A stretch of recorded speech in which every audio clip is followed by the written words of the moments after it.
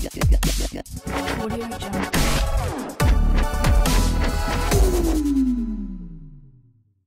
chào các bạn, mình là Neo Cường Phạm và hôm nay mình sẽ có một clip rất thú vị chia sẻ về kinh nghiệm chơi Gunfla của mình. Mỗi video thì mình sẽ có những chia sẻ mới mẻ mình tìm tòi được, thì các bạn nhớ chú ý theo dõi nhé. Ở đây mình có một em Gundam Diver S phiên bản HG. Em Gundam này xuất hiện trong series phim hoạt hình Gundam Build Diver. Bộ Gundam này thì mình không có xem, nhưng mà mình thích về cái mô hình và mình thấy cái mô hình nào đẹp hay là thú vị thì mình sưu tập, nhưng mình cũng không có nhiều thời gian để theo dõi xem các bộ phim. Gundam Diver S này thì mình mua cũ lại của một bạn cũng chơi Gunfla và mình đem về đây. Em này thì không phải là mình tự tay lắp ráp nên sẽ có một vài điểm mình sẽ cần phải chỉnh sửa. Và về màu sắc thì mình muốn em Gundam của mình thú vị hơn nữa, nên là mình quyết định sẽ sơn màu xanh metallic cho các part xanh cho em này, để cho em ấy có một diện mạo mới. Để sơn được màu sơn đấy thì mình sẽ cần sơn 3 bước.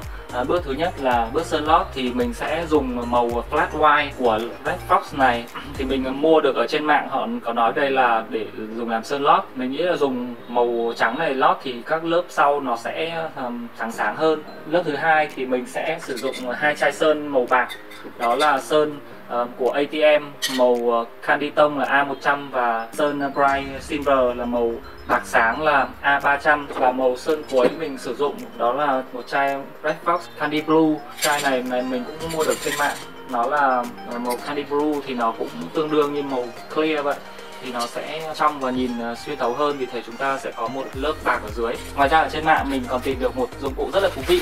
Các bạn nhìn ở đây thì chắc là sẽ khá khó nha, thì mình sẽ phải mở ra một chút nhé. Bây giờ thì các bạn biết đây là cái gì chưa?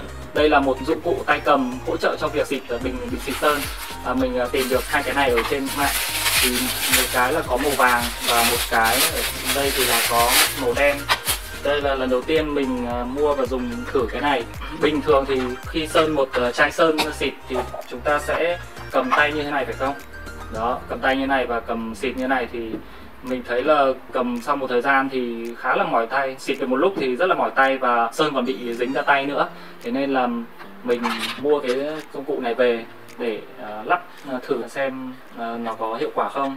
Để lắp cái tay cầm này vào cái bình sơn thì cũng khá đơn giản thôi. Các bạn sẽ thấy là nó có gồm một cái tay cầm, một cái cò để bắn và một phần đầu, một cái chỗ gọi là cái gioăng ở đây. Mình sẽ lắp vào đúng cái vị trí, và cái đầu vòi sơn này phải chĩa ra phía ngoài nhá. Cái đầu vòi sơn này chĩa ra ngoài này, siết cái gioăng này chặt vào. Ok, đó, khi nào mình thấy nó chắc chắn rồi là xong. Đó, rất là đơn giản. Bây giờ mình sẽ cầm cái chai sơn như thế này, và lúc sơn thì mình sẽ bấm xịt này. Thực tế như thế nào thì chút nữa lúc mình sơn thì sẽ để cho biết nhé. Cái này cũng khá là thoải mái tay, giống như mình cầm súng bắn vậy. Cái này gọi là súng bắn sơn. Bước đầu tiên khi muốn sơn lại một em Gundam đã lắp ráp rồi, đó là chúng ta sẽ phải tháo rời em Gundam này ra thành các bộ phận nhỏ. Chúng ta bắt đầu nhé. Chúng ta sẽ tháo rời nhỏ từng bộ phận ra như thế này. Em Gundam này cũ rồi nên là một số part khá là lỏng và rơi tùm lum ra. Mình sẽ phải tháo ra. Em Gundam này mua còn không có cả bản sách hướng dẫn nữa cơ. Để tách part được dễ dàng thì chúng ta cần phải có công cụ tách part. Đây là cái công cụ tách part của mình. Có rất là nhiều loại dụng cụ để tách part, nhưng mà cái loại của mình đang sử dụng ở đây thì có một đầu là bằng kim loại khá là cứng, nhưng mà lại được gót mỏng ở đây. Nó không quá sắc như con dao, nhưng mà đủ mỏng để khía vào các vị trí, và tay cầm bằng nhựa để tách các part ra. Thì ví dụ như một cái part này thì chúng ta sẽ lách dần dần vào cái khe ở đây, và cái part nó sẽ dần dần nó đi ra rất là dễ hơn là chúng ta sử dụng bằng tay bình thường. Như ở đây mình đã tách ra một cái part này rất là đơn giản. Đây, ví dụ như ở đây thì chúng ta sẽ lách cái dụng cụ này vào giữa 2 cái part mà mình muốn tách ra, và lách dần dần là 2 part sẽ tự động tách rời nhau ra, rất là đơn giản.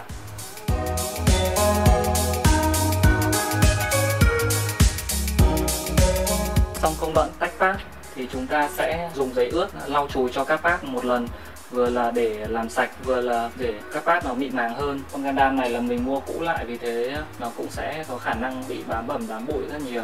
thì chúng ta sẽ vệ sinh lại một lượt trước khi mà đem sơn.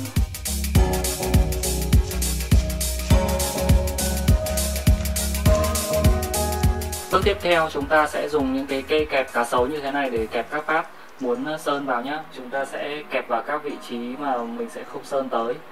Chúng ta cũng nên lựa chọn để các vị trí như nào cho nó hợp lý.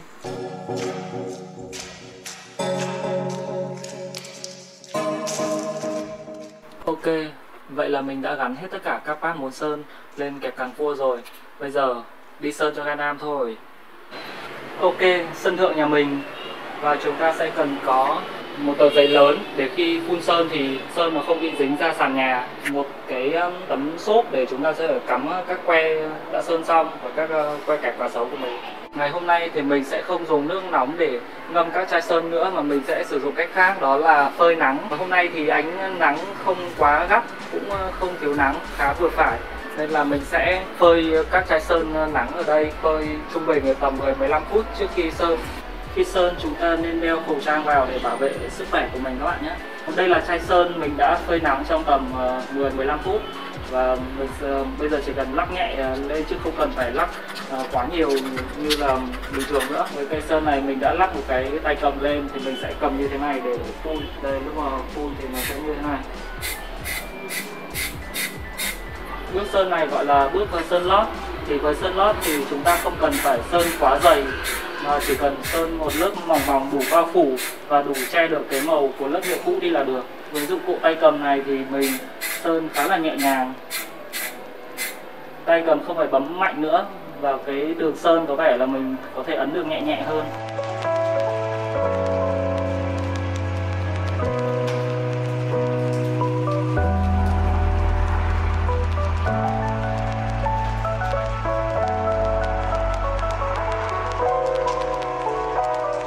Bây giờ chúng ta sẽ sơn tiếp lớp thứ hai với hai chai màu bạc này. Đây là màu bạc A300 và màu bạc Candy Tông A100. Thì cái A100 này nó sẽ có ánh nhũ hơn và nó trắng sáng hơn, còn cái màu bạc sáng này thì nó không có ánh nhũ cho lắm. Chúng ta sẽ sơn nhá.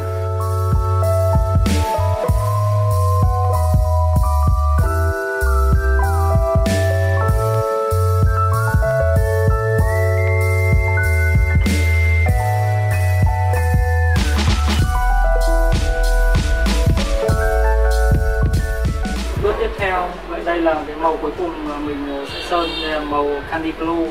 Mình sẽ sơn toàn bộ các pát này là màu Candy Blue.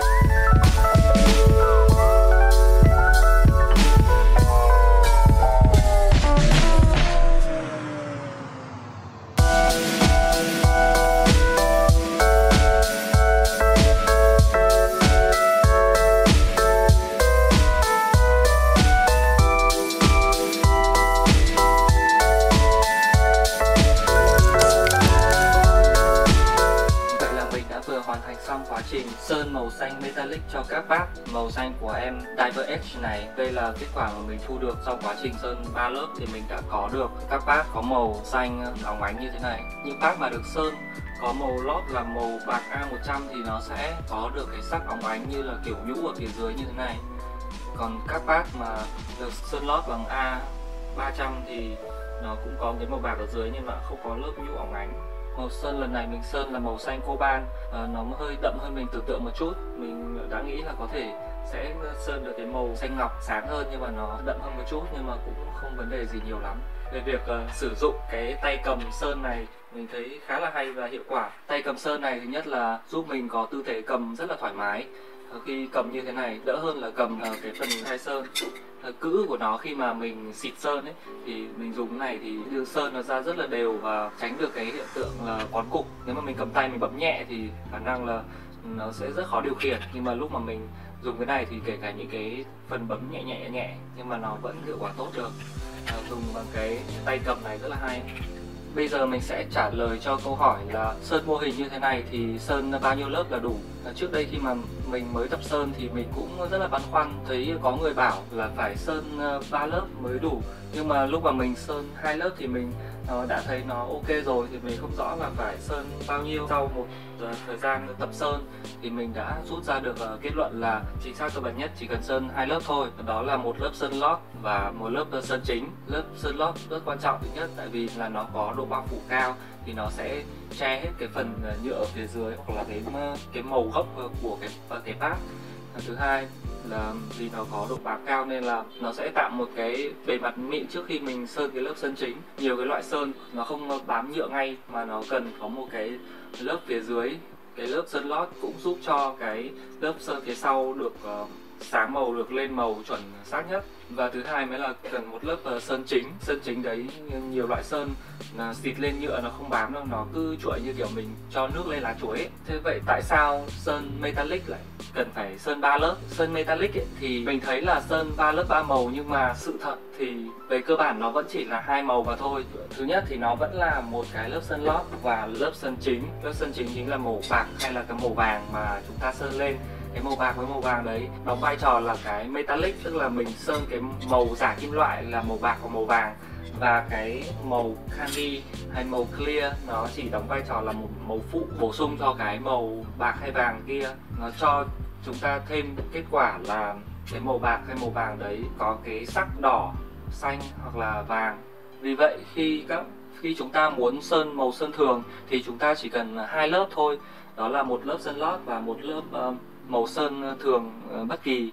Còn khi chúng ta sơn màu metallic thì bắt buộc phải sơn bằng 3 lớp. Bây giờ mình sẽ tiến hành lắp ráp lại tất cả các pad này để quay trở lại thành một em Diver X.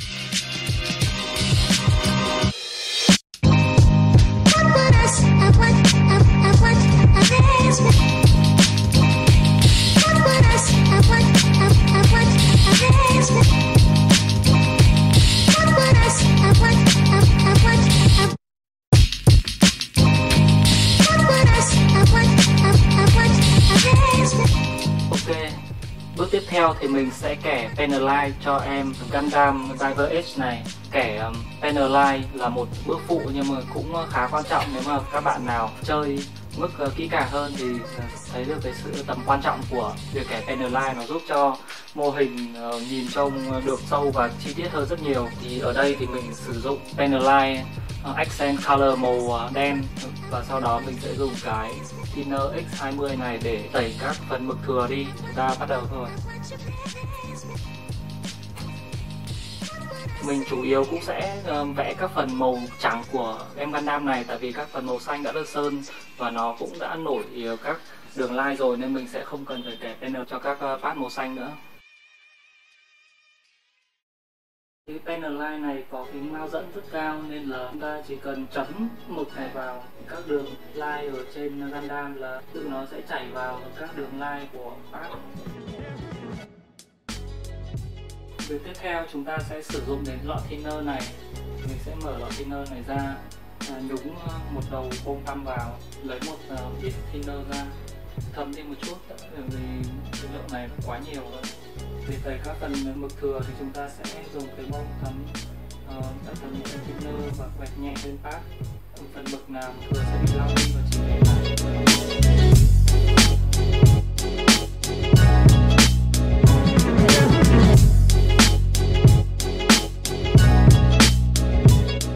Để tăng thêm phần chi tiết cho con Gundam của mình thì mình sẽ dùng một số cái sticker. Đây là mình có một số cái sticker cũ từ đợt giáp Nataku Gundam. Đây là để can sticker nước và mình sẽ dán vào cho con Gundam này để tăng thêm các chi tiết lên. Mình sẽ nhúng cái phần đề can sticker muốn dán vào trong nước và mình sẽ để trong tầm khoảng 1 phút, sau đó thì sẽ gắp ra. Thì mình sẽ đặt cái phần sticker dán vào cái vị trí mà mình muốn, và sau đó thì sẽ dùng một miếng hút để thấm bớt cái phần nước đi và đẩy cái phần